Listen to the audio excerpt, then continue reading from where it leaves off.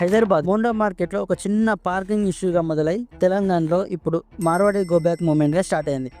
OUJAC chairman Kothapalli Tirupati Reddy students తో August 22న బంద్కి పిలుపునిచ్చారు. కొన్ని డిస్ట్రిక్ట్స్ లో షాప్స్, రోడ్స్ బ్లాక్ చేశారు. దీనికి రేవంత్ రెడ్డి గానీ లేదా ఉప ముఖ్యమంత్రి గానీ ఎలాంటి రెస్పాన్స్ లేదు. పోలీసులు లా అండ్ ఆర్డర్ ని న్యూట్రల్ చేస్తూ ప్రొటెస్ట్ చేస్తున్న వాళ్ళని, కొంతమంది లీడర్స్ ని, సోషల్ మీడియాలో పోస్టులు పెడుతున్న వాళ్ళని పోలీసులు, సైబర్ క్రైమ్ వాళ్ళు కేసులు బుక్ చేశారు. ఇదంతటికీ కారణం కాంగ్రెస్, బీఆర్ఎస్, ఏఐఎంఐఎం వల్లనే అని, ఇదంతా వాళ్ళు చేస్తున్న డ్రామా అని బండి సంజయ్ క్రిటిసైజ్ చేశాడు. Hyderabad Goshamahal constitution MLA Raja Singh Bandi Sanjay direct గా మార్వాడి కమ్యూనిటీకి సపోర్ట్ ఇచ్చారు. ఈ బంద్ కారణంగా స్టూడెంట్స్ గ్రూప్స్, లోకల్ ట్రేడర్స్ కి విజిబిలిటీ వచ్చింది. బీజేపీకి పొలిటికల్ మైలేజ్ దొరికింది, కానీ పబ్లిక్ ఇన్కన్వీనియన్స్, ఎకనామిక్ లాసే ఎక్కువగా వచ్చింది. సో ఫైనల్ గా బంద్ అటెన్షన్ ని గ్రాప్ చేసింది, కానీ బెనిఫిట్ అయితే ఏం లేదు. ఇదండి ఫుల్ స్టోరీ.